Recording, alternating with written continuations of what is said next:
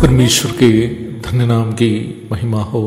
प्रभात मनन के सत्र 2731 में आप सभी का बड़े प्रेम के साथ स्वागत करता हूँ। आइए आज के मनन के लिए हम पढ़ते हैं प्रकाशित वाक्य अध्याय 2 पद 4।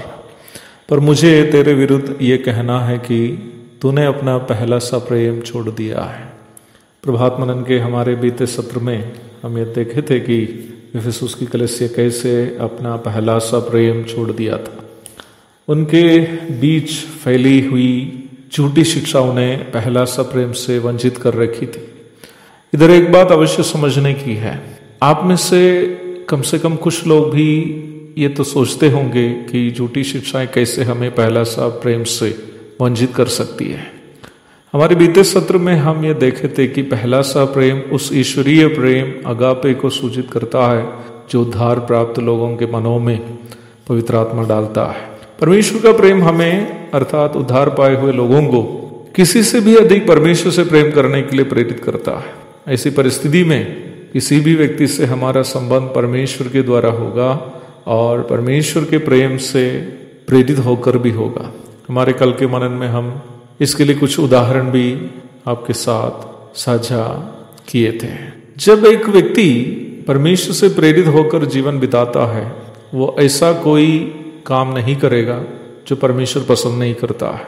कोई भी ऐसा संबंध नहीं बनाएगा जो परमेश्वर पसंद नहीं करता है। परंतु जब हम परमेश्वर से अधिक रुपये से प्रेम करने लगते हैं तो हम परमेश्वर को और उनके वचन को और कलीसिया को और आत्मिक जीवन को महत्व दिए बिना रुपये के पीछे भागने वाले बन जाते हैं। परमेश्वर से अधिक हम संसार को प्रिय जानने लगते हैं तो हम परमेश्वर को और उनकी सेवा को सब भूलकर संसार के सुख सुविधाओं में आनंद को ढूंढने चले जाते हैं। परमेश्वर से अधिक हम शरीर की अभिलाषाओं को महत्व देने लगते हैं तो हम अवैध प्रेम संबंध, अनैतिक लैंगिकताएं, अश्लीलताएं आदि में डूबकर जीवन बिताने लगते हैं। अर्थात पहला सा प्रेम अथवा परमेश्वर का प्रेम से हम वंचित होने का मतलब है पाप में जीवन बिताना। इफिसुस में कई प्रकार की झूठी शिक्षाएं सिखाई जाती थी। उसमें से एक हीन शिक्षा ये थी कि शरीर माया है, इसलिए शरीर से करने वाले कामों का कोई महत्व नहीं है। अर्थात यदि शरीर से पाप भी करे कोई फर्क नहीं पड़ता। निम्न झूठी शिक्षा सिखाने वाले झूठे शिक्षकगण ये भी सिखाते थे कि प्रभु यीशु मसीह की मानुषिक देह वास्तविक देह नहीं थी बल्कि काल्पनिक थी। इस झूठी शिक्षा को डोसिटिज्म कहते थे। यूहन्ना अपनी पहली पत्री में यही झूठी शिक्षा के संबंध में विश्वासियों को चेताते हुए आप देख सकते हैं। मनुष्य के शरीर पाप से प्रदूषित होने के कारण और वैसे ही पाप करने की इच्छा शरीर में वास करने के कारण निम्न झूठी शिक्षा इफिसुस के कई विश्वासियों को पाप करने के लिए प्रभावित किया। इसके परिणाम स्वरूप विश्वासी होकर जीवन बिताने वाले कई लोग भी अलग अलग पाप तथा सांसारिक दावों में डूबने लगे। विश्वासियों के बीच में वंशीयवाद तथा विवाह के संबंध में अज्ञानता आदि बढ़ने लगे। पहला तीमुथियुस अध्याय 1 पद 3-4, अध्याय 4 की 1 से 3 आदि भाग पढ़िएगा।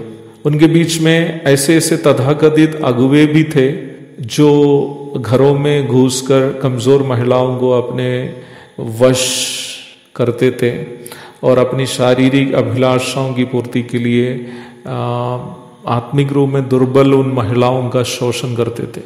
दूसरा तीमुथियुस अध्याय 3 पद 6 और 7।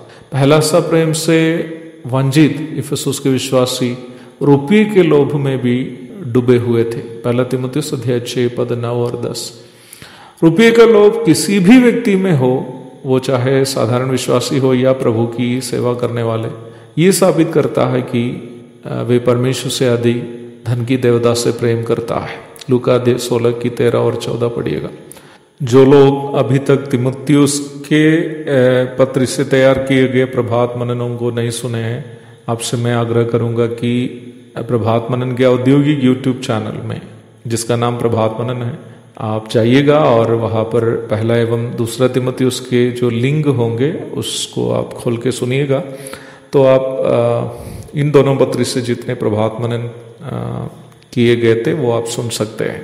जब हम चौथी पद की ओर आते हैं, इफिसुस के विश्वासी लोग पहला सा प्रेम से वंचित हो जाने का एक बड़ा परिणाम को देख सकते हैं। प्रभु की इच्छा हुई तो हमारे कल के मनन में हम उस विषय पर चर्चा करेंगे। प्रभु आप सबको आशीष दे। आमीन।